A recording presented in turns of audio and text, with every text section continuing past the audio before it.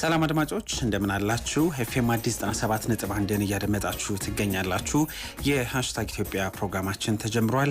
ሃሽታግ ኢትዮጵያ በዲጂታሉ ዓለም የሚገኙ ግለሰቦች እንዲሁም የቡድን አባላት የዲጂታል ዓለም የተለያዩ እንቅስቃሴዎቻቸውን መነሻ አድርገን ቆይታ የምናደርግበት ፕሮግራማችን ነው። በዛሬው የሃሽታግ ኢትዮጵያ ፕሮግራማችን ስለ ዲጂታል ኢትዮጵያ የተለያዩ ስራዎች እያወራን ቆይታ እናደርጋለን።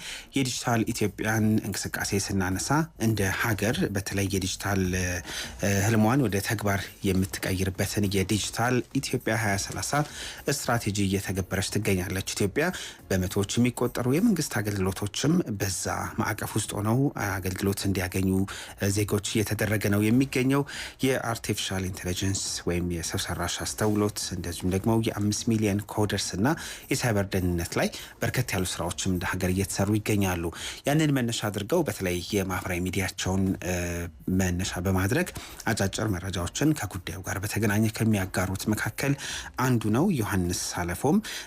ዮሐንስ ቴክ ባይትስ በይፋዊ የቲክቶክ ገጹ ከ490 ሺህ በላይ ተከታዮች አሉት። የቴክኖሎጂና የቴሌኮም ዘርፍ ላይ ትኩረት ያደረጉ መረጃዎችን በማጋራት ነው ቆይታ የሚያደርገው። ዛሬ ዮሐንስን ስንጋብዝ በዋናነት ኢትዮጵያ እንዳለው 5 ሚሊዮን ኮደርስ ላይ እንቅስቃሴ እየተደረገ ይገኛል። ዜጎችም አጫጭር ኮርሶችን እየወሰዱ ስልጠናዎችንም እያገኙ ይገኛሉ። የዲጂታል ዘመን ስራና ሀገራዊ ጉዞን መነሻ አድርገን ቆይታ የምናደርግ ነው የሚሆነው። ይህንን ፕሮግራም በኤፍኤም አዲስ 97.1 በሬዲዮ አዲስ አበባና አካባቢዋን እንዲሁም በመላ ሀገሪቱ ዋና ዋና የክልል ከተሞች መከታተል ትችላላችሁ። በማህበራዊ ትስስር ገጾቻችንም በምስልም ጭምር እንደምትከታተሉ ለማስታወስ እንወዳለን። ከመሸጋገሪያው በኋላ እንመለስና እንግዳችንን ይዘን እንመጣለን።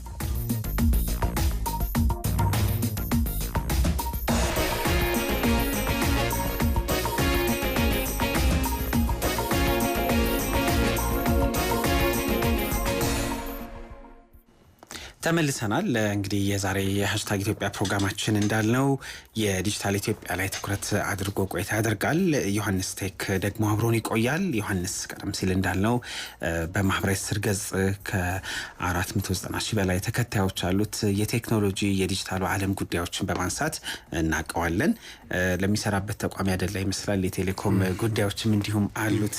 ብዙ እንቅስቃሴዎቻችን ከስልክ ጋርም ስለሚገናኙ ማለት ነው። ስለመጣ በጣም ደስ ብሎኛል ዮሐንስ። በአድማጮች ስም እናመሰግናለን። እኔም አመሰግናለሁ አክብራችሁ ስለጠራችሁኝ። እግዚአብሔር ያክብርልኝ። ልክ ኤፍኤም አዲስ 97.1 ስቱዲዮ እንደሆነ ስታቅ አረ ብዙ ትውስታ ያለኝ ጣቢያ ነው፣ የምወደው ጣቢያ ነው፣ ያሳደገኝ ነው ስትል ነበረና ከግቢያችን ጀምሮ ከስቱዲያችን ጀምሮ እንዴት ያለ ስሜት ተሰማ በምትወደው ጣቢያ መገኘት? በእውነቱ እንግዲህ በዲጂታል ስለ ዲጂታል ዓለም ነው ዛሬ የምናወራውና እንደዚህ ነገሮች በጣም ዲጂታል ከመሆናቸው በፊት በጣም ቲቪ እና ሬዲዮ ላይ አብዛኞቻችን ዲፔንደንት ነበርና ከልጅነታችን ጊዜ ደግሞ ከአይሬ ፕሮግራም ከሙዚቃዎቹ ጀምሮ የምናስታውሰው ኤፍኤም አዲስ 97.1 አብሮን ያደገ ነውና ደስ ብሎኛል እዚህ በመገኘቴ። በጣም ጥሩ። እንደው አሁን ብዙ እንቅስቃሴዎቻችን ያው የዲጂታል ዓለም ላይ ያሉ ተግባራት ጭምር እንድንከውን አስገዳጅ እየሆነ ነው የሚገኘው። አንተ እንግዲህ የመጀመሪያም ሁለተኛ ዲግሪህም እንደውም ጥናትህም ጭምር እዚሁ ዘርፍ ላይ ያተኮረ ነውና ከሆነ ጊዜ በኋላ እንግዲህ ሁኔታዎቹ ላስገዳጅ ሆነዋል አይደለ? በቃ አሁን ራስን የዲጂታል ዘርፍ ላይ በዲጂታል ዘርፍ ላይ ያሉ አገልግሎቶችን አለመጠቀም ወይ ደግሞ በነዛ በተዘጋጁ መንገዶች ውስጥ አገልግሎትን አለማግኘት የማንችልበት ጊዜ ላይ ነው የምንገኘው። ሁኔታው ራሱ ያስገድደናል፣ በሌላ አካል ባንገደድም ማለት ነውና እንዴት ነው ግን ራስን ዲጂታል ዘርፍ ላይ በእንቅስቃሴም በተግባርም ውስጥ ሆኖ መዋል ምን ይመስላል? እንደ ባለሙያ ከዛ ብጀምር ደስ ይለኛል። እሺ፣ አመሰግናለሁ ሰለሞን። እንዳልከው እስኪ ስለኔ መጣበታለሁና ይሄ አስገዳጅ ያልከኝ ነገር ግን በጣም ትክክል ነው። ከዚህ በፊት ምንድነው አይቲ ነገሮችን ቴክኖሎጂ ነገሮችን ለአይቲ ባለሙያ የምንተውበት ጊዜ ነበረ በፊት ማለት ነውና አሁን ግን አለማወቅ ራስን መጉዳት ነው የሚሆነው። ማለትም ቴክኖሎጂ አሁን ለምሳሌ የሆነ ስልክ አዲስ ነገር ሲመጣ ሬዚስት ብታደርግ የሆነ ነገርን አገልግሎት ማጣት ወይም አለመጠቀም እስከሚደርስ ድረስ ነው የሚመጣው። ለምሳሌ አሁን ስልክ አልጠቀምም ካልክ ትራንዛክሽን ላታረግ ትችላለህ፣ ሞባይል ባንኪንግ ላትጠቀም ትችላለህ። ስለዚህ ከቴክኖሎጂ መራቅ ማለት የሆነን ነገር ማጣት አለመጠቀም እንደማለት ነው እንጂ የሆነ የአማራጭ ጉዳይ አይደለም እንደ ድሮ። ስለዚህ አማራጭ የለን፣ ነሰሲቲ ሆኗል። አሁን ቴክኖሎጂ ለሆነ ባለሙያ የምንተውም ነገር አይደለም። ወደ እኔ ስንመጣ ደግሞ ምንድነው እንዳልከው አንተ ከጎንደር ዩኒቨርሲቲ ነው እንግዲህ 2007 ግራጁዌት ያደረኩት ኮምፒውተር ሳይንስ፣ ማስተርስም ላይ በኢንፎርሜሽን ሲስተም ነው አዲስ አበባ ዩኒቨርሲቲ የሰራሁት። ስለዚህ ከቴክኖሎጂ ጋር አብሬ ያለሁኝ ኦልሞስት ከ9 ዓመትም በላይ በኢትዮ ቴሌኮም የተለያዩ የቴክኖሎጂ ቦታዎች ላይ ነው የሰራሁት እና ከኮንታክት ሴንተር ጀምሮ የህዝቡን ፔንም የጀመርኩት የዛኔ ነው። የኮምፕሌኖቹን ምናምን ትሰማለህ 994 ላይ ነው። ኦልሞስት 3 ዓመት አገልግያለሁ። ከነሱ የሚመጡ ጥያቄዎች ለቲክቶክ ቻናል ወደ ህዝቡ ለመድረስ መነሻ የሆነኝ ሀሳብ እሱ ነው። ፔኖቹን ታውቃለህና እዛ ጋር ደግሞ ሲገቡ ኪው ላይ ትንሽ ሰው ሊበዛ ይችላል እና እድሉን መስመሩን ላያገኙ ስለሚችሉ በእንደዚህ ፕላትፎርም ስትመጣና እዛ ጋ ያለውን ቶፕ ኮል ሪዝኖች አሉና ችግሮቹን ይዘህ ወደ ሚዲያ ስትቀርብ ለብዙ ባንዴ ተደራሽ ትሆናለህ ማለት ነው። ስለዚህ ወደ ሪሰርቹም ስንመጣ ደግሞ ኤአይ ላይ ነው ኬዝ ቤዝድ ሪዝኒንግ ሲስተም ነው የሰራሁት። የኢንሳይደር ትሬቶችን ወደ በኋላ ይመስለኛል የምናነሳ ይመስለኛል ስለ ሳይበርም ማለት ነው። እና ስለዚህ ኢትዮ ቴሌኮም እንዳልኩ ከኮንታክት ሴንተር ጀምሮ ሶፍትዌር ዴቨሎፕመንት ስፔሻሊስት ሆኜ አገልግያለሁኝ። አይቲ ኢንፍራስትራክቸር አድቫንስድ ሱፐርቫይዘር ሆኜ አገልግያለሁኝ። ባክቦን ላይ አይፒ ስፔሻሊስት ሆኜ አገልግያለሁ እና እየሰራሁት ያለሁትን ነገርም ነው ወደ ቲክቶክ ይዤ የመጣሁት። ስለዚህ ያው ህይወት በሙሉ ያው ቴክኖሎጂ ጋር ስለሆነ ቢሮም እዚህም ቲክቶክም ላይ ያንን ነው ማቀው ነገር ነው የመጣሁት። ሁኔታዎች ያው ዓለም ወደ አንድ መንደር እንዲመጣ ካደረጉት ነገሮች መካከል አንዱ የዲጂታል ዘርፍ ላይ የምናገኛቸው አገልግሎቶች ናቸውና ስለሱ እናነሳለን። ዲጂታል ኢትዮጵያን ስንጠቅስ በዋናነት የምንጠቅሳቸው በርከት ያሉ ጉዳዮች አሉ። ስለዚህ እሱን እየተነጋገርን ቆይታ የምናደርግ ነው የሚሆነው። አድማጮቻችን ይህንን ፕሮግራም በኤፍኤም አዲስ 97.1 በሬዲዮ ሞገዳችን በ97.1 ሜጋሄርዝ አዲስ አበባን ጨምሮ በመላ ሀገሪቱ ዋናና የክልል ከተሞች ማዳመጥ ትችላላችሁ። በኢትዮ ሳት ሬዲዮና ቴሌቪዥን መዘርዝር ላይ አለን። በኢቢሲ ኒውስ ኤንድ ኢንተርቴንመንት አፕ ላይም ኤፍኤም አዲስ 97.1ን እንዲሁ መከታተል የምትችሉ መሆኑን ለመግለጽ እንወዳለን። ከዛ ባለፈ ደግሞ ይህንን ፕሮግራማችንን በዩቲዩብ ገጻችንም እየተከታተላችሁ ከኛ ጋር እንድትቆዩ በምስል ማለት ነው እንጋብዛችኋለን። ዜማን ጋብዛቸውና እንደው ለንግግርም ለጨዋታም ከዛ በኋላ መልሰን ብናገኛቸው ጥሩ ይመስለኛል። ዳዊት መለሰን ለግብዣ አዘጋጅቻለሁ እንደሚስማማ እየነገርከኝ ነበረ። ስለዚህ ዜማን ጋብዝና ስንመለስ አድማጮቻችን በተለይ ስለ 5 ሚሊዮን የኢትዮጵያ ኮደርስ እናወራለን። እዛ ላይ ደግሞ አንተም አጫጭር ስልጠናዎችን ያገኘህበት ስለነበረ ስለሱ ምንነት ይዞ ስለሚመጣው ትልቅ የሆነ ፋይዳ እያወራን እንቆያለን። የሰው ሰራሽ አስተውሎትና የሳይበር ደህንነት ላይም ትኩረት ያደረጉ ሀሳቦችን ከዮሐንስ ቴክ ጋር ስንቆይ የምናነሳ ነው የሚሆነው። ስለዚህ ዜማን ጋብዛቸው፣ ከዛ በኋላ መልሰን እንዲሁ ጨዋታችንን እንቀጥላለን። አብራችሁ ነው። ሃሽታግ ኢትዮጵያን ኤፍኤም አዲስ 97.1 ላይ እያደመጣችሁ ትገኛላችሁ። ዳዊት መለሰን ጋብዘናችሁ ዳግም ተመልሰናል። ዛሬ የዲጂታል ኢትዮጵያ ጉዳይን እያነሳን እንቆያለን። ለዚህም እንግዲህ ዮሐንስ ሀለፎም ዮሐንስ ቴክ ባይትስን ጋብዘነዋል። በማህበራዊ ስር ገጽ በቲክቶክ በተለይ ከ490 ሺህ በላይ ተከታዮች አሉትና አጠራጠር ያሉ የቴክኖሎጂና የቴሌኮም ዘርፍ ላይ ትኩረት ያደረጉ መረጃዎችን በማጋራት ነው በደንብ የምናውቀው። የዲጂታል የኢትዮጵያን ዘርፍ ስናነሳ ቀደም ሲል እንደነገርናችሁ እንደ ሀገር የ2030 ላይ የዲጂታል ህልሟን ወደ ተግባር የምትቀይርበትን የዲጂታል ኢትዮጵያ 2030 ስትራቴጂ ኢትዮጵያ እየተገበረች ነው የምትገኘው። በጣም በርከት የሚሉ ተቋማትም በመቶዎች በላይ የሚቆጠሩ የመንግስት አገልግሎቶችም በዲጂታል ዘርፍ አማራጮች የተቃኙ ሆነው አገልግሎት እንዲሰጡም እየተደረገ ነው የሚገኘው። የፋይናንስ እንዲሁም ደግሞ ሌሎች ትላልቅ መንግስታዊ ተቋማት ማለት ነው። የሰው ሰራሽ አስተውሎት የ5 ሚሊዮን ኮደርስ እና የሳይበር ደህንነት ስራዎችም እንዲሁ በዚሁ ዘርፍ ላይ በትኩረት እየተሰራ ይገኛል።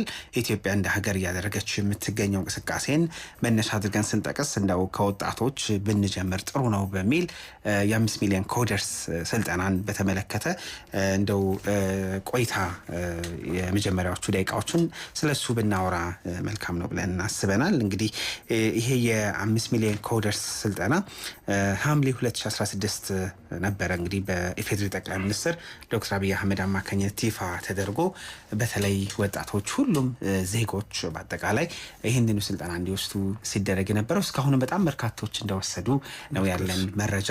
ከወሰዱት መካከል ደግሞ አንዱ አንተም እንደሆንክ ነው ስትነግረኝ የነበረውና ከምንነቱና ከስልጠናው ጋር በተገናኘ ያሉ ጉዳዮችን ብናነሳ ጥሩ ነው። እንደው ይሄ የ5 ሚሊዮን ኮደር ስልጠና ለአንድ ኢትዮጵያዊ ምን ይጨምርለታል፣ ምን አይነት እድሎችን ይዞ መጥቷል የሚለውን ባነሳ ደስ ይለኛል። እሺ አመሰግናለሁ ሶል። ቅድም እንግዲህ ስንነሳ ያልነው ቴክኖሎጂ አሁን ቴክኖሎጂ ነገሮች ቤዚክ ነገሮችን ማወቅ የኔሴሲቲ ጉዳይ ነው ብለን ነበርና አሁን አማራጭ መሆኑ እየቀረ ነው ቴክኖሎጂ እና ከዚህ ጋር ተያይዞ ደግሞ ኢትዮጵያ እንግዲህ ለምታደርገው ጉዞ ወይም ደግሞ የዲጂታል ኢትዮጵያ ወደምንለው እየሄድን ነውና ማንኛውም ሰው የቤዚክ የሆኑ ነገሮችን ማወቅ አለበት ተብሎ ነው የሚታሰበው። ስለዚህ ኢትዮጵያ እንግዲህ ከዓለም አቀፍ አጋር ድርጅቶች ጋር በመሆን ይህን ፕሮግራም ይፋ ስታደርግ ብዙ መዋለ ንዋይ ይፈሶበት። ለምን ስለ ኢትዮኮደርስ አሁን ኢትዮኮደርስ የምንለው ምንድን ነው ብለን ስንነሳ ምንድን ነው የተለያዩ አይነት ቤዚካሊ አራት የሆኑ ኮርሶች ናቸው ያሉት እና ከአንድሮይድ ዴቨሎፕመንት ጋር ከዳታ ሳይንስ ፈንዳሜንታልስ፣ ፕሮግራሚንግ ፈንዳሜንታልስ እና የአርቲፊሻል ኢንቴሊጀንስ ፈንዳሜንታልስ ናቸው እና ስለዚህ እነዚህ ምንድን ናቸው ቀላል አድርገን የምናየው አይደለም፣ መዋለ ንዋይ ፈሶበታል እንዳልኩና እነዚህን ከዚህ ቀደም በብር በክፍያ የምናገኛቸው የነበሩ ኮርሶች ናቸው። አሁን ዩዳሲቲ ላይ በመተባበር እንግዲህ እንዲሁም ደግሞ ኮርሶቹ የሚሰጡት በነፃ ናቸው። ስለዚህ እነዚህ ከጠቀስኩልህ አራት ቤዚክ የሆኑ ፈንዳሜንታልስ ኮርሶች አሉ ማለት ነው። ስለዚህ አንድ ሰው በፊት ምንድነው ፕሮግራም ማድረግ፣ ዌብሳይት መስራት፣ ሞባይል አፕሊኬሽን መስራት ለባለሙያ ወይም ለአይቲ ሰው ነው ምን ተው አይደለ? አሁን ግን ኤኒዋን ካን ኮድ ነው። በቃ ማንኛውም ሰው በእነዚህ ቤዚካሊ በእነዚህ ኮርሶች ተመስርቶ እንደ ፍላጎቱ አንድ በፊት ለኮምፒውተር ሳይንስ ወይ ለአይቲ ባለሙያ ብቻ ተትቶ የነበረውን ሙያ ማንም ሰው ማድረግ ይችላል። ማንም ሰው ኮድ ማድረግ ይችላል። ስለዚህ 5 ሚሊዮን ኢትዮጵያውያን ኮድ ማድረግ ይችላሉ ማለት ነው ከዚህ ኢኒሼቲቭ በኋላ። ስለዚህ ይሄ ኢኒሼቲቭ በነፃ ነው የቀረበው፣ ለኢትዮጵያውያን በነፃ ነው የቀረበው። ስለዚህ በነፃ መቅረቡ ብቻ ሳይሆን ደግሞ እነዚህን ኮርሶች ከጨረሱ በኋላ ደግሞ ዓለም አቀፋዊ እውቅና ያለው ሰርቲፊኬት ያገኛሉ ማለት ነው።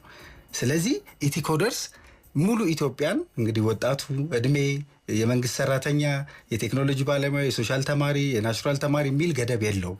ስለዚህ ኤኒዋን ኢትዮጵያዊ የሆነ መማር የሚችላቸውና በኢትዮጵያ መንግስትና አይ ቲንክ የተባበሩት አረብ ኤሚሬትስም አለበት ሰማው ፈንዱ ላይ። ስለዚህ በነፃ የቀረበ ነገር ስለሆነ ነው ቀለል አናድርገው። በጣም ከዚህ በፊት በክፍያ በጣም በብዙ ዶላሮች የሚሰጡ ኮርሶች ናቸውና ስለዚህ እኔም እንግዲህ እንዳልኩ ሞስትሊ እኔ ከኮምፒውተር ሳይንስም ጋር ስለሆንኩ ገብቼ ወስጃቸዋለሁ፣ እናውቃቸዋለን።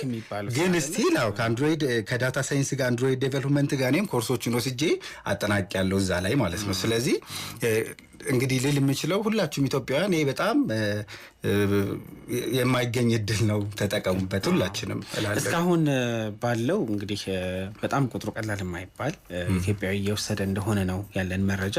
የቅርብ የምናውቃቸው ግለሰቦች እንዲሁም እዚሁ በስራ አጋጣሚ የምናውቃቸው ባልደረቦቻችንም ጭምር የወሰዱበት ስልጠና እንደሆነ እኔም እየሰማሁኝ ነበረና እንደው በዋናነት ያው ይሄ ሁሉንም የእድሜ ክልል ማዕከል ያደረገ ነው በስራ ላይ የሚገኝ ግን የበለጠ አሁን ደግሞ ይህንን የዲጂታል ዓለም ስናነሳ አዲሱ ትውልድ የበለጠ በጣም ኢንጌጅመንት አለው ወይ ደግሞ ቅርርብ አለው እና ይሄ ለኢትዮጵያ ወጣት ምን ማለት ነው? ይሄ ለሀገር ምን ይዞ ይመጣል? እንደ አንድ ወጣት እና ደግሞ ዘርፉ ላይ እንዳለ ሰው እንደው እዚህ ላይ ትንሽ ነገር ብናወራበት። አዎ እንግዲህ ትክክል ነህና አሁን ያለው ጄኔሬሽን በጣም እንግዲህ የሆነ ምቹ ነገር ይፈልጋል። ለምሳሌ ምቹ ነገር ስንል ስራ ከመፍጠር አኳያ ወጣቱ ስራ ይፈልጋል፣ አዳዲስ ነገሮችን ይፈልጋል። ስለዚህ ይሄ ምንድነው አንደኛ ወጣቱ ስራ አገኘ ማለት ወጣቱ በየሙያው ተሰማራ ተንቀሳቀሰ ማለት እንደ ሀገርም አብረን ነው የምናድገውና ስለዚህ ለወጣቱ ምን ይዞ መጥቷል ስንል ወጣቶች እነዚህን መሰረታዊ ኮርሶች ከወሰዱ በኋላ ሰልፍ ዴቨሎፕመንት ያደርጋሉ፣ የተጨማሪ ነገሮችን ያደርጋሉ። ኦንላይን ስራዎች አሉ ኢቨን በዶላር የሚከፈሉ ብዙ ወጣቶች አሉ። እኔም ማውቃቸው አሁን ፐርሰናሊ ስራ መፍጠር ያስችላል። ኦንላይን መስራት አንድ ነገር ነው። የራሳችንንም ደግሞ እነዚህን ኮርሶች ከወሰድን በኋላ ዌብሳይት መስራት ብንጀምር አንድሮይድ ዴቨሎፕመንት ዳታ ሳይንስ ላይ ስክሪፕቶችን ጽፈን ዳታ ፕሮሰስ አድርገን ቪዥዋላይዝ ማድረግ ብንችል እነዚህ አሁን ማርኬት ላይ ይሸጣሉ። ስለዚህ እውቀት እየተሸጠ ነው። ስለዚህ ወጣቱ እነዚህን ኮርሶች ወስዶ ስራ መፍጠር ይችላል። ኦንላይን ስራዎች አሉ፣ ስራ ማግኘት ይችላል። ኢትዮጵያ ደግሞ በዲጂታል ጉዞ እያደረገች ያለውን መንገድ ማገዝ ይችላል ብዬ አስባለሁ። በቅርብ እንደውም አስታውሳለሁኝ የኢፌዴሪ ጠቅላይ ሚኒስትር ዶክተር አብይ አህመድ ያው ለህዝብ ተወካዮች ምክር ቤት የመንግስትን የስራ አፈጻጸም በየጊዜው ያቀርባሉና አንድ ይሄ የጠቀሱት ነገር ከዚህ ከስራ እድል ፈጠራ አንጻር ቅድም የጠቀስከው በጣም በርካታ ኢትዮጵያን ወጣቶች አንደኛው የተፈጠረው የስራ እድል የዲጂታል አማራጭን በመጠቀም ቤታቸው ሆነው የትም ሳይንቀሳቀሱ ዓለም ላይ ባሉ እድሎች ተጠቃሚ የሆኑ ነው የሚል ነገር አንስተው ነበርና እንደው የስራ እድልን ስናነሳ ኢትዮ ኮደርስ በተለይ 5 ሚሊዮን ኢትዮጵያን ኮደርስ ይዞት ከመጣቸው ነገሮች መካከል አንዱ እሱ ነውና የዓለም አቀፍ ቴክኖሎጂ ኩባንያዎች የሪሞት ወይ ደግሞ ባሉበት ቦታ ሆነው የሚያገኙበት የስራ እድል እየሰፋ በመጣበት ወቅት ወጣቶች ከሀገራቸው ሳይወጡ በዶላር ወይም ደግሞ በሌላ የውጭ ምንዛሪ የሚከፈሉ ስራዎችን ማግኘት እንደሚቻሉ አንተም ቀደም ሲል ጠቅሰዋል። ችግር ፈቺነት በተለይ ደግሞ ፕሮብሌም ሶልቪንግ የምንለውን ነገር ደግሞ ብናነሳ ጥሩ ነው። ኮዲንግ የሚሰጠው ነገር እንዴት ያለ ነው? በተለይ ችግርን ከመፍታት መፍትሄዎችን ከማቀበል አንጻር ትክክል። ስለዚህ ምንድነው መሰለ አሁን ኮዲንግ መማር ማለት በቃ ቴክኖሎጂካሊ ከኮምፒውተር ጋር ተያይዞ ያሉትን ነገሮች ከኮዲንጉ ጋር ከፕሮግራሚንግ ጋር ከእንደዚህ ከዴቨሎፕመንቱ ጋር ተያይዞ ከምታገኛቸው ችግሮች በተጨማሪ ጥቅሞች በተጨማሪ ችግር መፍታትን ያስተምራል። ፕሮብሌም ሶልቪንግ የምንለው ምንድነው? ፕሮግራም ስታደርግ የሆነ ችግር ለመፍታት ነው። ለምሳሌ አሁን አንድ መስሪያ ቤት እንደዚህ ማኑዋል የሆኑ ስራዎች አሉኝ ያንን አውቶሜት አድርግልኝ ቢለ ወይ የሆነ ስክሪፕት ጽፈ የሆነች አፕሊኬሽን ሰርተ ልትፈታ ትችላለህ አይደል ያንን ችግር። ስለዚህ በዛ መካከል ግን ሀውቱ የሚለውን ነገር ትማራለህ። ኮምፕሊኬትድ የሆኑ ነገሮችን መፍታት ትማራለህ። ስለዚህ አናላይቲካል ስኪልም እየጨመረ ነው የሚሄደው። ችግሮችን መፍታት የሚለውን ደግሞ የማሰብ ችሎታን እየጨመርክ ነው የምትሄደው ማለት ነው። ስለዚህ የሆነችን ነገር ዛሬ የሆነ ቻሌንጅ አጋጥሞ ያንን ነገር ለመፍታት የምታደርጋቸው ፕሮሰሶች አሉ አይደለ? በዛ ፕሮሰስ መካከል ደግሞ የምትማራቸው ነገሮች አሉ። ስለዚህ ፕሮግራሚንግ ኮዲንግን ብቻ ሳይሆን የዕለት ተዕለት ኑሯችን ላይ ለምናደርጋቸው ነገሮች ኤክስፒሪየንስ ይሰጠናል። ወይም ደግሞ ችግሮች how to solve problems የሚለውንም አብሮ ያስተምረናል። ከዛ አንግል ነው ብዙ ጊዜ እንግዲህ የዚህ 5 ሚሊዮን የኢትዮጵያን ኮደርስን ስናነሳ አንዳንድ ምን ሰማቸው ነገሮች አሉ። ለምሳሌ ቅድም አንተም ጠቀስ አድርገዋል። አንዳንዱ ነገር ለሆነ ሞያ ዘርፍ ላይ ላለ ሰው ብቻ አድርጎ የመስጠት ነገር እኔ ለዚህ ቅርብ አይደለሁም ብለው የማንሳት እና ያቅም ማነስ ወይም ደግሞ ፍርሃት። ብዙ ወጣቶች ደግሞ ኮዲንግን በጣም ከባድ ወይ ደግሞ ለተመረጡ ሰዎች ብቻ የተሰጠ እድል አድርገው ይወስዱታል። እውን ኮዲንግ ከባድ ነው? የተመረጠ ሰው ነው እዚህ ላይ መግባት ያለበት? እሱ ነው በቃ ዋናው መሰረታዊ ነገር። ኮዲንግ ከባድ አይደለም፣ ጭራሽ ከባድ አይደለም። በቃ ቀላል ነው። ኢቭን አሁን ለምሳሌ ተመስገን ነው ኢትዮጵያ መንግስት ይህን እድል አመቻች አይደለም። ባያመቻች እንኳን ራሳችን ባሉት አሁን እንግዲህ ኢንተርኔት ሁላችን እጅ ላይ ነው ያለው። በእጃችን ሁሉም ነገር አለ ስልካችን ላይ። ዊካን ጉግል ዩቲዩብ ላይ ገብተን ማየት እንችላለን። ኮርሶችን ፍሪ ኮርሶች ይሰጣሉ። እና በፕሮፌሽን ሌቭል የተመረቀ ሰው አይደለም ኮደር።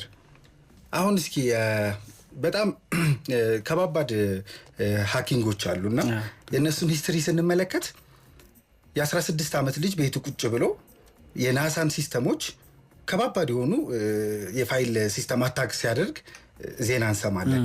ይሄ ልጅ 16 ዓመቱ ነው። ዩኒቨርሲቲም ጆይን አላደረገም። ግን ምንድነው መሰረታዊ ስኪሉን ያዳበረው ቤቱ ባሉ ሪሶርሶች ተምሮ ነው። ስለዚህ አንድ 16 ዓመት ልጅ እንግዲህ የሲስተሞቹን ሃክ አድርጎ መግባት ይህ ማለት ምንድነው? ብዙ ነገሮችን በራሱ አውቋል ማለት ነው። ስለዚህ ኤኒዋን ለባለሙያ ብለን የምንተው ነገር አይደለም። ኮዲንግ ቀላል ነው። ዴዲኬሽን ነው ማለት ለምሳሌ ከየት እንጀምራለን ብንል ይሄ ኢትዮ ኮደርስ አለና አብዛኞቹ ኮርሶች ስናያቸው ፈንዳሜንታልስ ናቸው። ስለዚህ ለጀማሪ የሚሆኑ ናቸው። ስለዚህ የሚያስፈሩ አይደሉም። ምን ሴንስ ምንድነው? ማንም ሰው ለምሳሌ የባንክ ባለሙያ ሊሆን ይችላል። ሴልስ ሰራተኛ ሊሆን ይችላል፣ ጋዜጠኛ ሰው ከዛሬ ጀምሮ አራቱንም ጨርሰ መስማት አለብኝ እና ስለዚህ ኤኒዋን ገብቶ ቢጀምራቸው ልክ እንዳልኳቸው አሁን ለምሳሌ አርቲፊሻል ኢንተለጀንስ ፈንዳመንታል ስለሚል መነሻ ናቸው። ስለዚህ ከዜሮ ስለሆነ የሚያስተምራችሁ የሚከብዱ አይደሉም። ኮዲንግ አይከብድም ነው ማለት እንፈልገው። የማህበራዊ ትስስር ገጾች ላይ በተለይ ደግሞ ዮሐንስ ቴክ ብዙ ከዚሁ ከዲጂታል ዓለም ከቴሌኮም ዘርፍ ጋር የተገናኙ ጉዳዮችን ነው የምታጋራው። የሚመጡልህ በጣም በርከት ያሉ ጥያቄዎች እንዳሉ ቀደም ሲል ስናወራ ነበረ፣ እኔም ስመለከት ነበረ በገጾች ላይ ምን አይነት ጥያቄዎች ይነሳሉ እና ደግሞ የሰጣቸው መረጃዎችስ እንዴት ያሉ ናቸው? በተለይ ደግሞ አንዳንድ ነገር በጣም ቴክኒካል ወይ ደግሞ ብዙ ተርሚኖሎጂ ወይ ደግሞ የየራሱ የሆነ ዘርፉ የሚጠይቀው ቃላት ግር እንድንሰኝ ሊያደርገን ይችላል እና እሱን ከማቅለል ጀምሮ በውስጥ መስመር የመጡ ሀሳቦች እና ደግሞ ብዙዎች የሚያነሱት ጥያቄስ ምንድን ነው? እንግዲህ የኔ ሞስትሊ ሶል የኔ ኮንተንቶች እንዳልኩ ቤዛቸው መነሻቸው የነበረው ሰው ከኢትዮ ቴሌኮም ፕሮዳክት እና ሰርቪሶች ጋር ያለውን አዌርነስ ከማስፋት ጋር ነበረ። ግን ዮሐንስ ቴክ ባይት ከስሙ ያው እንደ ቴክኖሎጂ ቅምሻ ነው እና ስለዚህ ከስሙ እንደምንረዳው የተለያዩ የቴክኖሎጂ ቲፖችን ነው አጠር ባለመልኩ የምናቀርበው ማለት ነው እና ጥያቄዎች ቪዲዮዎቹን ስሰራቸው እውነት ለመናገር የጃርገን ወርዶች ወይም ደግሞ በጣም ከባባድ የሆኑ ቴክኒካል ነገሮችን ላለመጠቀም ሞክራለሁ። ለምሳሌ ኢትዮ ቴሌኮም ቴሌብር አፕሊኬሽናችሁ ውስጥ ገብታችሁ ከምትል የኢትዮ ቴሌኮም መተግበሪያ ምናምን እያልክ ብትል ሰውን በዛ ሌቭል ሲምፕሊፋይ ለማድረግ ሞክራለሁ።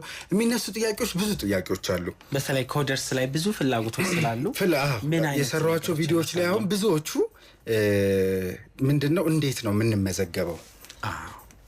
የምንመዘገበው ገብተንስ ኮርሱን እንዴት ነው መጠቀም የምንችለው የሚሉ ጥያቄዎች አሉ። አሁን ከዚህ ከስፔሲፊካሊ ከኢትዮ ኮደርስ ጋር ስንመጣ እሱንም ቤዝ አድርጌ እንግዲህ 2 ቪዲዮዎች ሰርቻለሁ በተከታታይ ማለት ነው። ኦልሞስት በ100 ሺዎች እይታ አላቸው እነሱም እና ምንድነው የኛም ጥያቄ ነው በነገራችን ላይ እንደው አንተ አነሳኸው እንጂ ብዙ ሰዎች አንድ የሚያነሱት ነገር እሺ ጠቀሳችሁልን እንዴት ባለ መንገድ እንመዝገብ፣ በምን አይነት መንገድ አገልግሎቱን እናገኝ የሚሉ ነገሮች ያነሳሉና እዚህ ላይ ደግሞ የተወሰነ መረጃዎችን ቲፕ ብናረግ። ስለዚህ ኢቲ ኮደርስ እንግዲህ ቀለል ብሎ ነው የቀረበ ዌብ ቤዝድ አፕሊኬሽን ነው።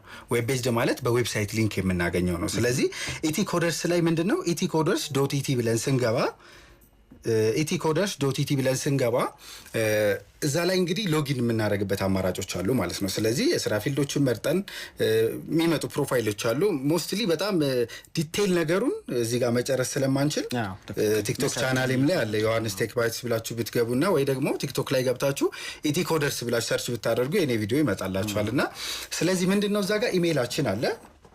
በኢሜይላችን ኮንፊርም እናደርጋለን። የተለያዩ ኮንፎርሜሽኖች አሉ፣ ስልካችን እናስገባለን። እዛ ጋር ያሉትን ፎርም አለ እንግዲህ ረዘም ያለ ፎርም ነው። እነሱን ፎርሞች ከሞላን በኋላ ወደ ዌብሳይቱ ያስገባናል። ስለዚህ ኢንሮል አርጉ ይላናል። የኮርሶቹ ዝርዝር አሉ እንዳልኳችሁ ቅድም 4 ኮርሶች አሉ። ፈንዳመንታልስ፣ አንድሮይድ ዴቨሎፕመንት፣ ዳታ ሳይንስ፣ ፕሮግራሚንግ ፈንዳመንታልስ እና አርቲፊሻል ኢንተለጀንስ ላይ ነው።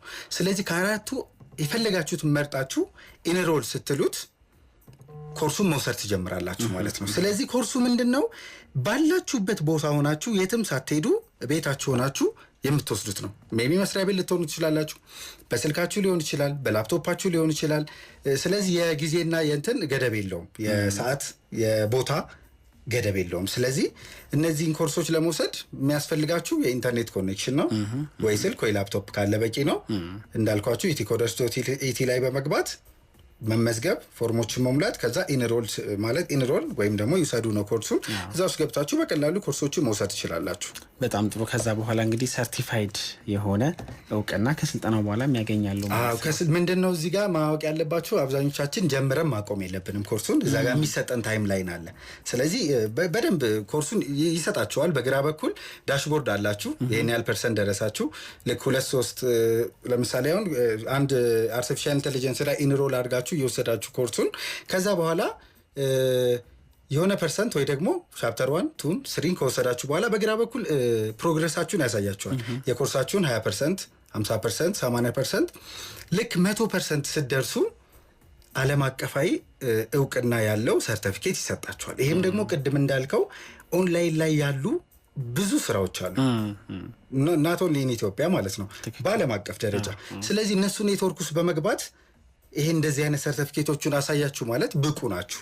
ለምሳሌ አንድሮይድ ዴቨሎፕመንት ከወሰዳችሁና ፈንዳሜንታልሱ ሰርቲፋይድ ናችሁ ተብላችሁ ከተሰጣችሁ you have something to show ማለት ነው። ለማሳየት የሆነ ነገር አላችሁ። ስለዚህ ሰርቲፋይድ ናችሁ ማለት በነፃ ስለተሰጠ ሰርቲፊኬት አይደለም ማለት በጣም በብዙ ዶላሮች ፈንድ ስለተደረገ አሁን ከእናንተ ከኢትዮጵያውያን ውጭ አሁን አንድ ሱዳናዊ ይሄን ኮርስ ልውሰድ ቢል ከፍሎ ነው የሚወስደው። ስለዚህ ለኢትዮጵያውያን ብቻ የቀረበ እድል ነው። ተጠቀሙበት ማለት እንወዳለን። እንቀጥላለን።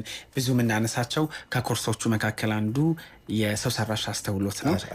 ስለሱ ደግሞ እናነሳለን። እንደ ሀገር እየተከናወኑ ያሉ ጉዳዮችን እንዲሁም ደግሞ ዘርፍ ላይ ያሉ አዳዲስ ክንውኖችንም እየጠቀስን እንቆያለን። መልእክት አለን እያለን ነው ቴክኒሻናችን። ከመልእክት በኋላ መልሰን እናገኛችኋለን። #ኢትዮጵያን FM አዲስ 97.1 ላይ ያደመጣችሁ ነው። ዛሬ ዮሐንስ ሀለፎም ጋር ነው ቆይታ እያደረግን የምንገኘው። ትኩረታችን የዲጂታል ኢትዮጵያ ጉዳዮችን፣ የ5 ሚሊዮን ኢትዮጵያን ኮደርስ እንደዚሁም ደግሞ የሰው ሰራሽ አስተውሎትና የሳይበር ደህንነት ላይ ያተኮሩ ሀሳቦች እናነሳለን። አብራችሁን ሆኖ እንመለሳለን። ስሙ የዛሬ ጋባዦችን ቴሌብር የሌለው ሰው ወይኔ በላቸው። ቴሌብር የለኝም ለካ። እዚሁ ቴሌብር መጫን እችላለሁ እንዴ? አዎ የፈጠነ ቴሌብር መመዝገብ ትችላለህ። ኮከብ 127 መሰላል ትደውላለህ ወይም ቴሌብርን ከፕሌይ ስቶር ወይም ከአፕ ስቶር ጭነህ እዚሁ ተመዝግበህ እዚሁ አስጀምረህ እዚሁ የቴሌብር ደንበኛ ትሆናለህ። እንዴ እንዲቀላል ነው አባው። እስኪ ቴሌብር ይኸው። መጠራጠራችሁ እኮ ነው የሚገርመው። ቴሌብር አለኝ። አንተ አሁን ገና ነው እንደምትከፍተው? የፈጠነ አካውንት ስንከፍት እንዲህ ነን። ለተጨማሪ መረጃ ወደ 127 እንደውል። ቴሌብር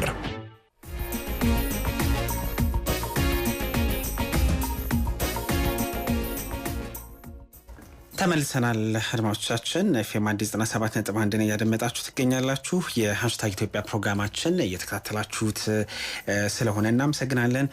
ስፖንሰራችን ኢትዮ ቴሌኮም ነው። ኢትዮ ቴሌኮም አጋር ስለሆነን በጣም እናመሰግናለን። 127 ደውለን ኮከብ 127 ደውለን ወይም ደግሞ ቴሌብር ሱፐር አፕን በስልካችን ጭነን ቴሌብርን ስናስጀምር እንዲነን ቴሌብር ተመዝግበን ግብይት ስናስጀምር 15 ብር በስጦታ ቴሌብር ሱፐር አፕ ከአፕ ስቶር ፕሌይ ስቶር ወይም ደግሞ ከአፕ ጋለሪ አውርደን ስናስጀምር 100 ሜጋባይት በስጦታ እናገኛለን። በተጨማሪም በቴሌብር 100 ብር እና ከዛ በላይ አየር ሰዓት ስንሞላ 25 ከመቶ በምርቃት ከ100 ብር በታች ከሞላን ደግሞ የ15 ከመቶ ምርቃታችን እንደተጠበቀ ነው። ሞባይል ጥቅል በቴሌብር ስንሞላ ደግሞ 10 ከመቶ ቦነስ አለን።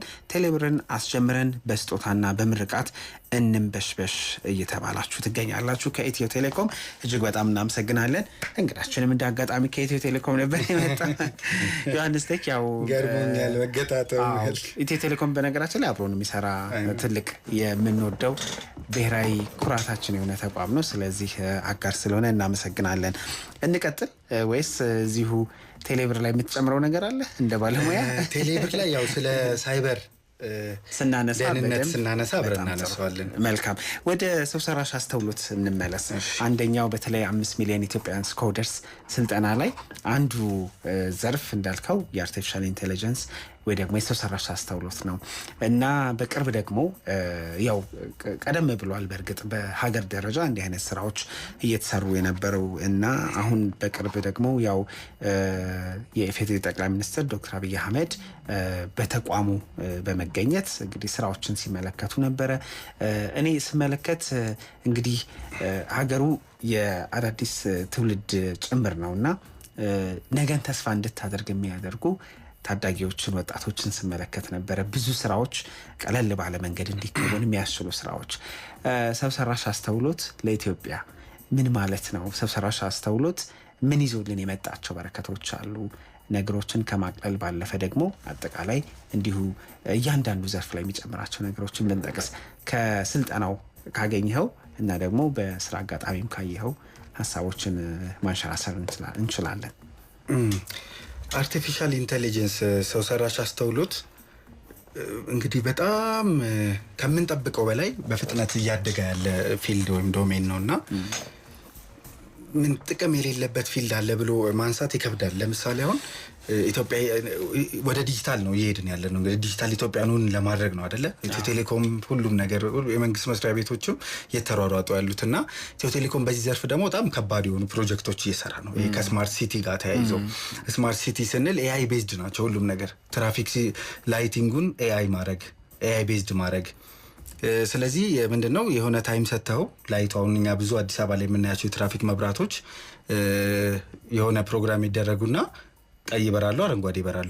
ሜቢ እንደ አጀስት ልታደርጋቸው ትችላለህ። ግን ሴንስ አድርገው ክራውድ ሲኖር በዚህ በኩል ልልቀቅ በዚህ በኩል ላድርግ የሚል ነገር የለም አይደለ? ወደዛ የማምጣት ያ ምንድነው የስማርት ትራፊኪንግ ስማርት ሆም አለ።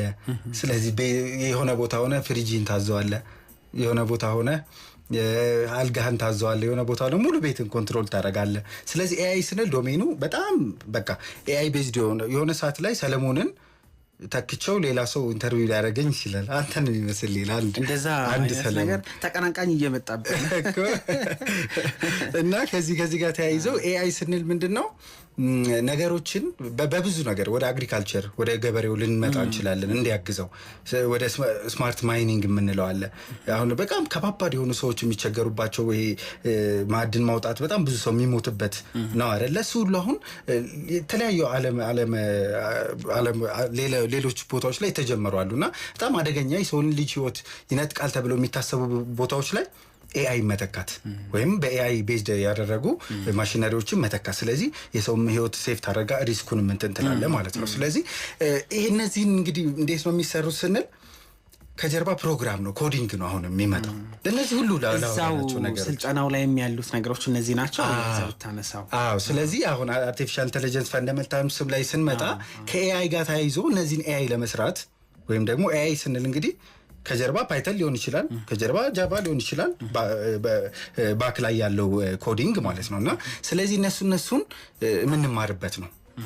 ስለዚህ አሁን ኤአይ የምንለውን አባቴ ገበሬ ነው፣ አባቴ ማገዝ እፈልጋለሁ፣ እናቴ መምህር ነች፣ እሷን ማገዝ እፈልጋለሁ፣ ኢትዮጵያ ለምታደርገው ነገር ማገዝ እፈልጋለሁ ስንማር ነው አይደለ? ስለዚህ እነዚህን ነገሮች ሁሉ የህይወታችንን እንዲያቀልልን የሚያደርጉልን ነገሮች ለመስራት እነዚህን ኮርሶች ብንጀምር ቶሎ በጊዜ ለብዙ ችግር መፍትሄዎች እንደ ድሮ በቃ የሆነ በጉልበት አይደለም። አሁን በቃ ስማርት በሆነ ወይ በቴክኖሎጂ ነው ነገሮችን እየፈታ ያለው ዓለምና ወደዛ ጉዞ የሚቀላቅሉ ናቸው። ቅድም ጠቀስ አድርገዋል። ብዙ በተለይ ከስራ ጋር በተገናኘ ያሉ ነገሮችን የሰው ልጅን ከመተካት ጀምሮ ቀለል የማድረግ አማራጮችን ይዞ የመጣ ትልቅ እድል ነው። ዓለም ላይም የሚገኙ የተለያዩ ሀገራት ብዙ ነገሮቻቸውን ወደዛ እየተኩ እየቀየሩ ነው የሚገኘው። በዚህ ረገድ እንደው የዲጂታል ዘርፉ ላይ ይዞት የመጣው እድል ነገሮችን ከማቅለል አንጻር የተቀላጠፈ አገልግሎት ከመስጠት አንጻር እንዴት ያለ ነው? እንደው የአርቲፊሻል ኢንተለጀንስ በረከቶችን የዲጂታል ዘርፉ ላይ ባለው እድል እንደው መግለጽ ከተቻለ። እንዳልነው ምንድነው ለምሳሌ ራሳችንን ዝግጁ አድርገን ብቁ አድርገን ካልጠበቀን ኤአይ እስከምን ድረስ ይሄዳል? በጣም ሪስክ ስንላውን ስራ ማጣት ልንል እንችላለን። የኔን ስራ ሊወስድብኝ ይችላል ልትል ትችላለህ አይደለ? ሰለሞን ሌላ ሰለሞን መጥቶ እዚህ ጋር ሰዎችን እየጠራ ኢንተርቪው ሊያደርግ የሚችልበት ሁኔታ ቢፈጠር። ስለዚህ ምንድነው ግን ትሩፋቶቹ ስንል ግን ቅድም ብያለሁ፣ የሰው ልጅ አደጋ አለበት ተብለው የሚታሰቡ ቦታዎች ላይ ሰው አትልክም። ጦርነቶች እኮ አሁን በምን ሆነዋል? ሰው ሳይበር ዓለም ላይ ያለ ጦርነት ነው አይደለ? አሁን እንደውም በጣም ከባድ ጦርነቱ አሁን ምንድነው ሰው ሄዶ መሳሪያ ይዞ መታኮስ አቁሟል አይደለ? ሳይበር ዋር የምንለው አለ አይደለ?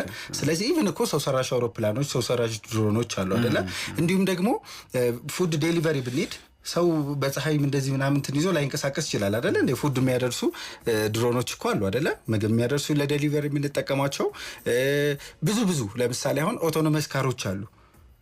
የሆነ ቦታ ለመሄድ ስትፈልግ ሾፌር የለውም ስትገባ መኪናው። ስለዚህ ሾፌር የለውም፣ ኤአይ ቤዝድ ነው፣ ራሱን ይዞ ነው የሚንቀሳቀሰው። የሚነዳ ሾፌር የለውም። ሪስኩም በጣም ከሌሎች ሰው ሲነዳ ከሚያጋጥመው ሪስክ ራሱ አንጻር ሪሰርቾች የሚያሳዩ በጣም የቀነሰ ነው። ለምን ነገሮችን አስተውሎ ነው፣ ፕሮግራም ነው። ግራ ቀኙን አይቶ ሰማው የሚነሱ ሾዎች ሊኖሩ ይችላሉ። ግን ኤአይ ነው በአግባቡ ከተጠቀምንበት ብዙ ትሩፋቶች አሉት። በሜዲካሉ በአግሪካልቸር ሊሆን ይችላል እንዳልኩ በቴክኖሎጂ በብዙ ነገሮች ላይ ብዙ ትሩፋቶች አሉት። ስለዚህ ይሄን ደግሞ ይሄ ግብ እንድንመታ እንዳገርም ቤዚክ ነገር ያስፈልጋል አይደል? ስለዚህ ቤዚኩን ነገር ደግሞ ከኤአይ ፈንዳሜንታልስ ጀምሮ ሌሎችን ፕሮግራሚንጎች ኮርሶች መውሰድ መፍትሄ ያለው እንደው እያነሳን የምንገኘው የዲጂታል ዓለም ጉዳዮችን የ5 ሚሊዮን የኢትዮጵያን ኮደርስን ስንጠቅስ አንደኛው ከሚሰጡት መካከል የሰው ሰራሽ አስተውሎት አርቲፊሻል ኢንተለጀንስ አለ። ሌሎችንም ከሳይበር ደህንነት አንጻር የምንጠቅሳቸው ነገሮች ይኖራሉ። ቅድም አንተም ስታነሳ እንዲሁ አሁንም እየተመለከትኩኝ ነበርና የቴክኖሎጂ ጉዳይ ወይ ደግሞ የዲጂታል ነገሮችን አማራጮችን መጠቀም ቅንጦት ነው አስፈላጊነት የሚሉ ድምጾችን እሰማለሁኝ። ቅንጦት ከምን አንጻር አስፈላጊነት ከምን አንጻር ቅንጦትና አስፈላጊነት የሚለው ነገር የመጣበት እሳቤ እንደሚገባ ተስፋ አድርጋለሁኝ። ቅንጦትን ያው እኛው መከወን እየቻለን አይነት የሚመስል ነገር አለ። አስፈላጊነቱስ እና ቅንጦትነቱስ እንዴት ይታያል በባለሙያ አንጻር? ቅድም እንዳልኩ ነው አሁን የሆነ ነገር ነሰሲቲ ያለ ደግሞ ግዴታ ቤዚክ ያልሆነ ነገር የምትለው ነገር አለ። አሁን ከቴክኖሎጂ ራስን ማራቅ ማለት ከብዙ ነገሮች አገልግሎት አለማግኘት እንደማለት ነው። ስለዚህ የቅንጦት ነው ማለት ለምሳሌ እንዴ ባንክ ሄዶ አያወጣም እንዴ ልጅ ምን በስልኩ ምን ይሰራል እንደማለት ነው። ሄጄ በአካል ባንክ ከማወጣ ቴክኖሎጂ አልጠቀምም ካልኩ ስልኬ ላይ አፕሊኬሽን ጭኜ አልጠቀምም ማለት ነው አይደለ? በጣም ብዙ አሁን እንደውም ተለምዷል ኢትዮጵያ ላይ የሞባይል ዋሌቶች አሁን ቴሌብርን ጨምሮ ኢበር የገንዘብ እንትና እያልክ አይደለ? እነዚህ አሁን ስለዚህ እነሱንም ሬዚስት ማድረግ ነው ማለት ነው። ሬዚስት ማድረግ ማለት ምንድነው? አልጠቀምም ካልክ አገልግሎት አታገኝም ማለት ነው። ስለዚህ በፀሐይ ልትሄድ ነው ባንክ ቤት ሆነ መስራት እየቻልክ አሁን። ስለዚህ አስፈላጊ ነው። ቅንጦት ምኑ ላይ ነው አሁን? እዚህ ጋር ቅንጦት መጀመሪያ እንደዛ ነበረ። ለምን አዌርነሱም ስላልነበረ ቴክኖሎጂ ሲመጣ ኢቭን እኮ ባንኪንግ ሞባይል ባንኪንግ መጠቀም ብር የሚወሰድበት የሚመስለው ሰው ሊኖር ይችላል አይደለ? እሱን ከሳይበር ደህንነት ጋር ተያይዞ የምናነሳው መጨረሻ ላይ ብዬ አስባለሁና ስለዚህ ቴክኖሎጂን አለመጠቀም ማለት አሁን ዓለም ላይ አሁን ምን ተካሄደ የሚለውን እኮ ስልክ ላይ ብቻ ይዘ ማየት ይችላል አይደለ? ዓለም ላይ በቃ ሪሰንትሊ እየተከናወነ ያለውን ነገር ማየት ይችላል አይደለ? ስለዚህ አሁን ይሄ ቅንጦት ነው ማለት አንችልም። በጣም አስፈላጊ ነው። የነሰሲቲ ጉዳይ ነው። አሁን በቃ ቴክኖሎጂ ጋር ያሉ ነገሮችን መጠቀም እንደ ነሰሲቲ ነው ብዬ ነው የማስበው እኔ። በጣም ጥሩ እንቀጥላለን። አንድ እንደው ብታነሳው ወይ ደግሞ ሀሳብ ብትሰጥበት ደስ የሚለኝ ነገር አሁን የ5 ሚሊዮን ኢትዮጵያን ኮደር ስልጠና ያው ጥሪ ቀርቦ ኢትዮጵያንም እየሰለጠኑ ይገኛሉ እና አሁን ብዙ ፈተናዎች እንግዲህ የሳይበሩ ዓለም ጉዳይ ላይ ያሉ የተለያዩ ፈታኝ ነገሮችን የሚመክት ለዛ ምላሽ የሚሰጥ ትውልድ እና ደግሞ አሰራር ያስፈልጋል እና ኢትዮጵያ 5 ሚሊዮን ኮደርሶችን አገኘሽ ማለት በቀጣይ የሚኖሩ የተለያዩ የደህንነትም ለዘርፉ የሚያግዙ ስራዎችን መስራት የሚያስችሉ ኢትዮጵያንን ትውልዶችን አገኘሽ ማለት ነው ወይ?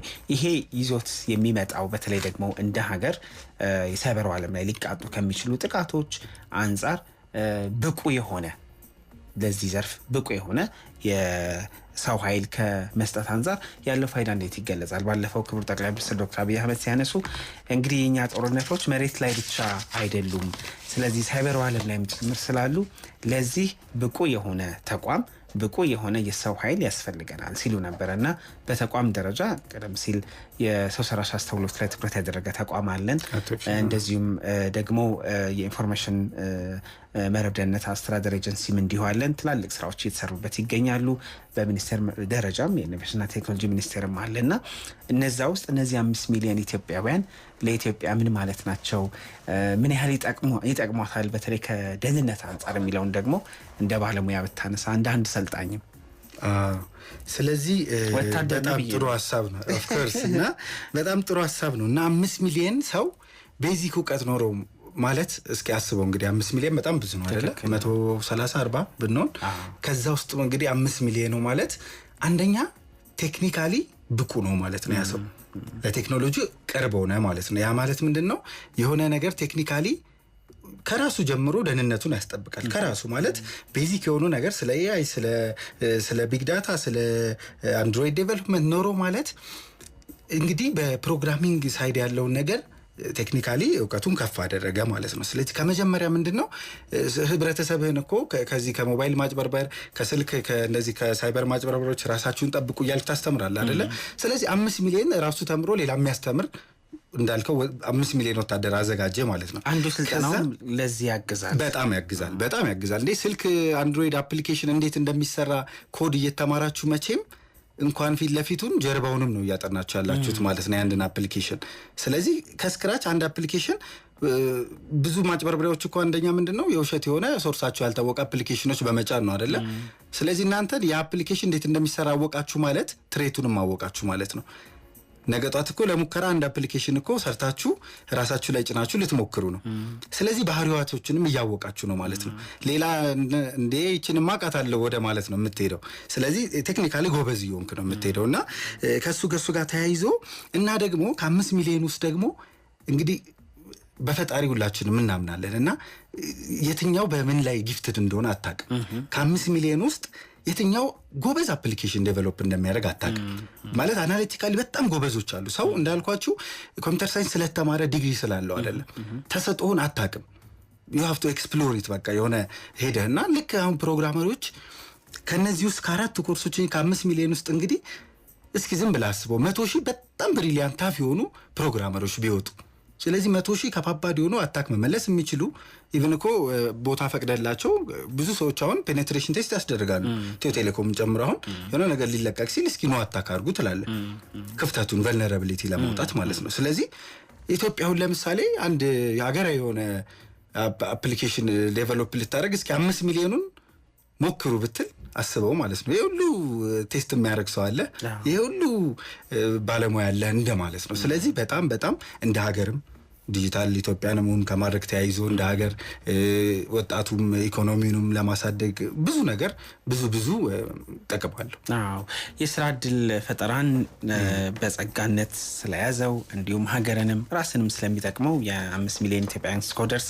እያወራን ስለ ዲጂታል ኢትዮጵያም እየተነጋገርን ቆይታ እያደረግን ነው። ጥሩ ጊዜን እያሳለፍን ነው። አጋራችን ደግሞ ኢትዮ ቴሌኮም ነው። እጅግ በጣም እናመሰግናለን። ኢትዮ ቴሌኮም በዚህ የዲጂታል ዘርፍ ላይ በጣም በቀዳሚነት እየሰሩ ከሚገኙ ተቋማት መካከል አንዱ ነው። አዳዲስ አሰራሮችንም እያስተዋወቀ ነው የሚገኘው። ተቋሙ መልእክት አለው። ከመልእክቱ በኋላ መልሰን እናገኛችኋለን። ስሙ የዛሬ ጋባዦችን ቴሌብር የሌለው ሰው ነው። ወይኔ በላቸው ቴሌብር የለኝም ለካ። እዚሁ ቴሌብር መጫን እችላለሁ እንዴ? አዎ የፈጠነ ቴሌብር መመዝገብ ትችላለህ። ኮከብ 127 መሰላል ትደውላለህ ወይም ቴሌብርን ከፕሌይ ስቶር ወይም ከአፕ ስቶር ጭነህ እዚሁ ተመዝግበህ እዚሁ አስጀምረህ እዚሁ የቴሌብር ደንበኛ ትሆናለህ። እንዴ እንዲቀላል ነው አባው እስኪ ቴሌብር ይኸው። መጠራጠራችሁ እኮ ነው የሚገርመው። ቴሌብር አለኝ። አንተ አሁን ገና ነው እንደሚከፍተው። የፈጠነ አካውንት ስንከፍት እንዲህ ነን። ለተጨማሪ መረጃ ወደ 127 እንደውል። ቴሌብር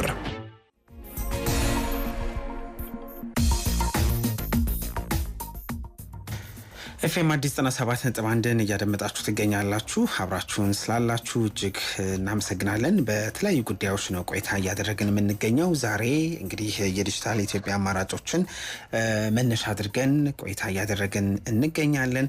የዲጂታል ኢትዮጵያ አማራጮችን መነሻ አድርገን ቆይታ ስናደርግ እንደ ሀገር የ5 ሚሊዮን ኢትዮጵያውያን ኮደር እንቅስቃሴን እንዲሁም ደግሞ የሰው ሰራሽ አስተውሎት አንዱ በዚህ ስልጠና ውስጥ የሚገኝ ቤዚክ ወይ ደግሞ መሰረታዊ ከተባሉ ጉዳዮች መካከል አንዱ ነውና ስለሱም እያወራን ቆይታ እያደረግን ነው። ዮሐንስ አለፎም ዮሐንስ ቴክ ባይት ዛሬ አብሮን ቆይታ እያደረገ ነው። ቲክቶክ ላይ ታውቁታላችሁ። የቴክኖሎጂ ጉዳዮችን እንግዲህ ፈትፍቶ እያጎረሰን ነው የሚገኘው። የቴሌኮም ተቋም ላይም ነው እና የሚሰራው ኢትዮ ቴሌኮም። ከቴሌኮም ጋር የተገናኙ መረጃዎችን ያጋራል። ስፖንሰራችን ያው ኢትዮ ቴሌኮምም ነው። እጅግ በጣም እናመሰግናለን ማለት ነው። እስቲ እንቀጥል። አንዱ የዚህ የዲጂታል ጉዳይን ስናነሳ የ5 ሚሊዮን ኢትዮጵያውያን ኮደርስ መኖር ይዞት የሚመጣው ፋይዳን እንደ ሀገር ብዙ የሳይበር ወታደሮች እንዲኖሩን ከማድረጉ ከፍ ባለ መንገድ ደግሞ ከደህንነት አንጻር ይዞልን የሚመጣው በረከትስ እንዴት ያለ ነው? አሁን እንደምታውቀው የግል የማህበራዊ ትስስር ገጾቻችን በጠላፊዎች እየተወሰዱብን እየተደፈሩ አላስፈላጊ መልእክቶችን ጭምር እየተላኩበት ነውና የሚገኘው እነዚህ 5 ሚሊዮን ኢትዮጵያውያን ይህንን ማግኘታቸው ከራሳቸው ባለፈ በዙሪያቸው ለሀገራቸው ከሳይበር ደህንነት አንጻር የሚሰጡት ጠቀሜታ እንዴት ያለ ነው የሚለውን እናነሳና አጠቃላይ ደግሞ የሳይበር ደህንነት ላይ እናወራለን። እሺ እንግዲህ እንደምናውቀው የሳይበር ደህንነት ወር ላይ ነው ያለነው አይደለ? በአገር አቀፍ ደረጃ የሳይበር ደህንነትን አዌርነስ ለመፍጠር በጣም ብዙ ኢትዮ ቴሌኮምን ኢንሳን ጨምሮ ብዙ የመንግስት ተቋማት ርብርብ እያደረጉ ነው። እና ለምንድነው ሳይበር ደህንነት የሚባለው? ክሪቲካል ስለሆነ። ክሪቲካል ማለት አንድ ሰው በሚሰራው ስህተት ራሱን ብቻ አይደለም የሚጎዳው። አንድ ሰው ቨልነረብል ከሆነ እውቀቱ ከሌለው እና ተጋላጭ ቢሆን ለምሳሌ አንድ መስሪያ ቤት የሚሰራ ሰው ላፕቶፑን አታክ ቢያስደርግ ለሀከሮች ቢያጋለጥ ራሱን ብቻ አይደለም መስሪያ ቤቱንም አደጋ ላይ ይጥላል ብሎ አገሪቷን ማለት ነው። ስለዚህ ከባድ ነው ሳይበር ደህንነት ስንል ከኛ ይጀምርና ሀገራችንንም ሪስክ ላይ ሊጥልብን ይችላል። አንድ ባንኪንግ ሲስተም ቢመታ ኢኮኖሚያችን ነው የሚመታው። ስለዚህ እንደ ቲም የሚደረጉ ነገሮች አሉ። ኢንሳን ጀምሮ የራሳቸው ሳይበር ሴኩሪቲ ቲሞች አሏቸው። ትላልቅ ድርጅቶች ግን መንስኤ ልንሆን እንችላለን እኛ መነሻ ማለት። ስለዚህ ለሳይበር ደህንነት አዌርነስ ራሳችን ማዘጋጀት አለብን። ስለዚህ አሁን እንደምታዩ ብዙ ጊዜ ቴሌግራም ላይ የሆነ ሰው ቴሌግራም ጆይን ይላል። ምን ሆነ ነው ስትለው ተሰርቄ ነው እንደ አዲስ ጆይን እያደረገ ነው ሀክ እየተደረገ ማለት። ስለዚህ እነዚህ ምንድናቸው? ከትንሽ ጀምሮ ስለ ሳይበር ደህንነት ስናወራ አሁን እነዚህ 4 መሰረታዊ ነገሮች ነው። የኢቲ ኮደርስ እንግዲህ አላማችንም ዛሬ ስለሱ ማውራት ስለሆነ እነሱ ምንድነው ለዚህ ቅርብ ያደርጉናል። እነዚህ ቴክኒካሊ ከመጠንቀቅም ከመጠበቅም ቴክኒካሊ ያሉት ስለ ኮዲንግም ሰው እንዴት ነው የሆነች ቫይረስ የሚሰራው የሚለውንም እኮ ብታቅ ደስ ይላል አይደለ? ስለዚህ ኮድ ነው ሊንክ ነው የሚላከው ሪዳይሬክት የሚያደርግ ቴሌግራም ላይ ከሆነ እዚች ጋር this is your ፎቶ ምናምን አይሶ ምናምን ብለው ይልኩልሃል። እሷን ክሊክ ስታደርግ ሪዳይሬክት ነው የሚያደርገው። እና ያችን እንግዲህ ኢምቤድ አድርገው ውስጥ ላይ ሌላ ሊንክ አድርገው ነው የሚልኩት። ስለዚህ አሁን አንድሮይድ አፕሊኬሽን ዴቨሎፕመንት ኮዲንግ ስታውቁ ግን ያችን ታውቃላችሁ። ስለዚህ ዜሮ ትረስት ፖሊሲ የሚባል ነገር አለ ሳይበር ሴኩሪቲ ላይ። ማንንም ማመን የለባችሁ ማንንም በቃ ማንንም እንዴ ይሄማ ወዳጄ ነው የላከልኝ ሊንኩን እሱማ የማይሆን ነገር አይልክልኝም ብላችሁ መክፈት እሱ ሳክ ተደርጎ ከሆነ በሱ አካውንት እየተላከላችሁ ያለው። ስለዚህ ሳይበር ደህንነት ላይ ዜሮ ትረስት ፖሊሲ ማንንም ማመን የለባችሁ። በቃ ጥንቃቄ ነው።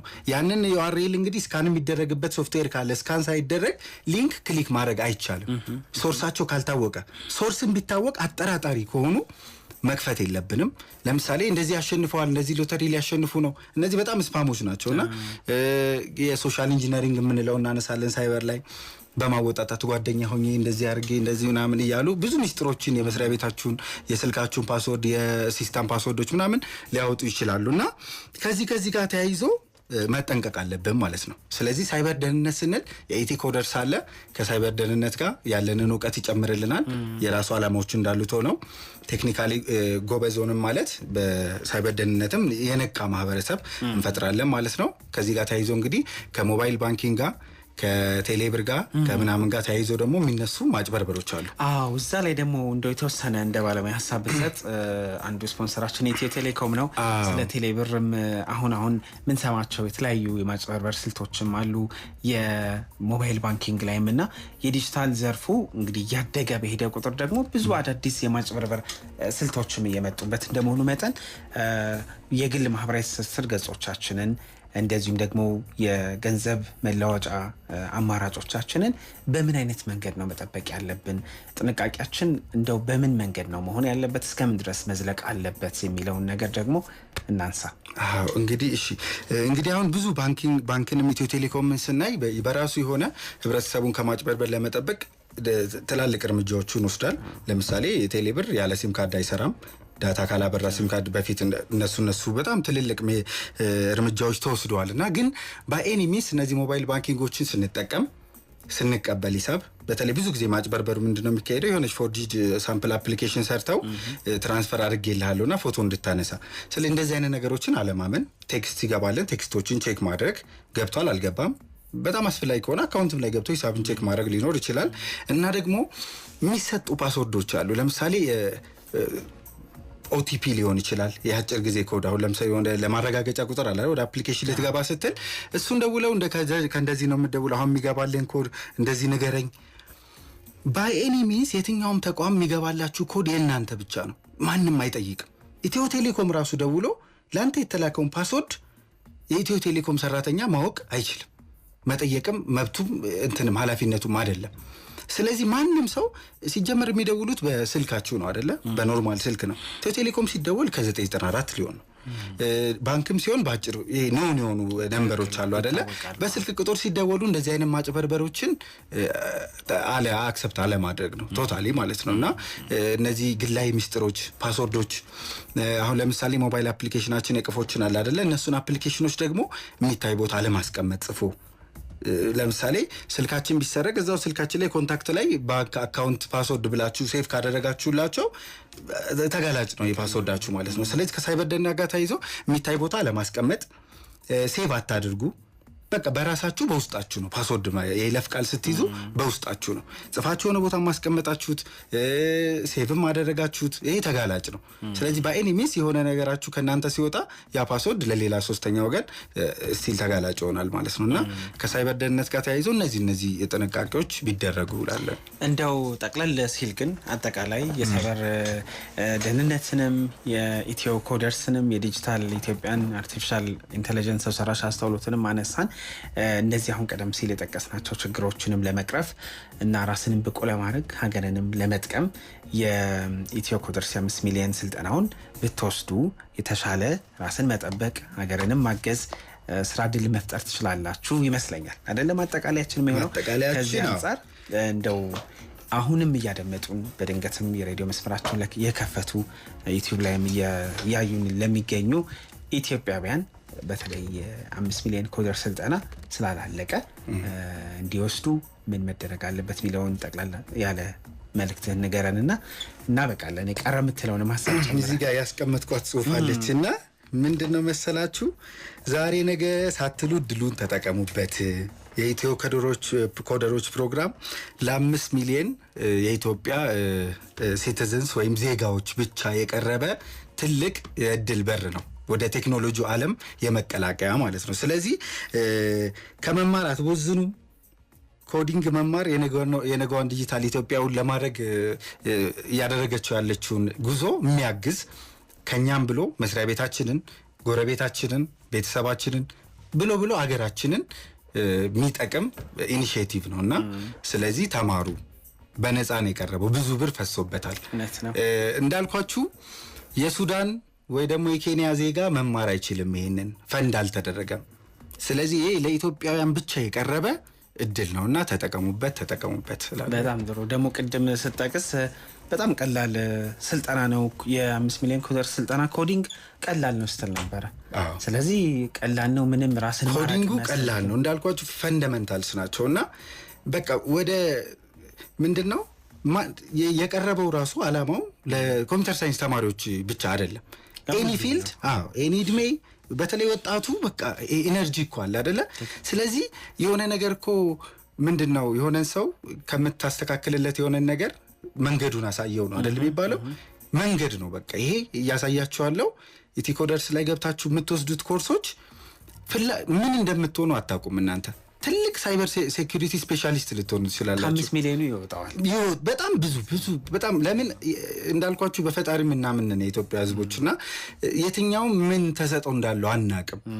እስኪ 5 ሚሊዮናችን እንግዲህ አሁን ለምሳሌ ከኢትዮጵያ ወታደር እኮ 300 ሺህ ወታደር ቢኖራት ከ300 ሺህ እኮ 10-20 በጣም በላቅ አፈጻጸም የተለየ ጀነራል ምናምን ኮማንደር ልትሰጠው ትችላለና ብዙ የሳይበር ኮማንደሮችን በላቸው ታዲያ ብዙ ወታደሮች ያስፈልጉናል እና ይወጣሉ። በጣም ብዙ ጀነራሎች ይወጣሉ ብዬ አስባለሁ። በጣም ደስ ይላል። ጥሩ ሀሳብ ነው ያነሳነው። እንግዲህ ጥሩ እንደተሰማ ተስፋ አደርጋለሁ። በተመጠነ ደቂቃ ስለ ዲጂታል ኢትዮጵያ፣ ስለ 5 ሚሊዮን ኢትዮጵያን ኮደርስ፣ ስለ ሳይበር ደህንነት፣ ስለ አርቲፊሻል ኢንተለጀንስ ያነሳን። ያው ስፖንሰራችን የነበረው ደግሞ ኢትዮ ቴሌኮም ነው። እጅግ በጣም ነው የምናመሰግነው። ኢትዮ ቴሌኮም በአጋርነት አብሮን እየሰራ ስላለ ያው እናመሰግናቸዋለን ማለት ነው። አድርስልን። ሌላ ጊዜ እንገናኛለን። ብዙ የምንጠቅሳቸው ብዙ የምንሰራቸው ስራዎች ስለሚኖሩ ማለት ነው። አድማጮቻችን የዛሬ የሃሽታግ ኢትዮጵያ ፕሮግራማችን ያደመጣችሁትን ይመስል ነበረ። ዮሐንስ አለፎም ዮሐንስ ቴክ አብሮን ቆይቷል። በዲጂታል ኢትዮጵያ ዘርፍ ላይ ያሉ ጉዳዮችን እያነሳን ነው ቆይታ ያደረግነው። ሰለሞን ጫላ አስተናግጃችኋለሁ። ኬቤክ ዱላ ደግሞ በቴክኒኩ ነበረ። የመጨረሻው የስፖንሰራችን መልእክት ኢትዮ ቴሌኮም አለ። እሱን እንድታደምጡ እንጋብዛለን። ሃሽታግ አብቅቷል። ጤና ይስጥልን።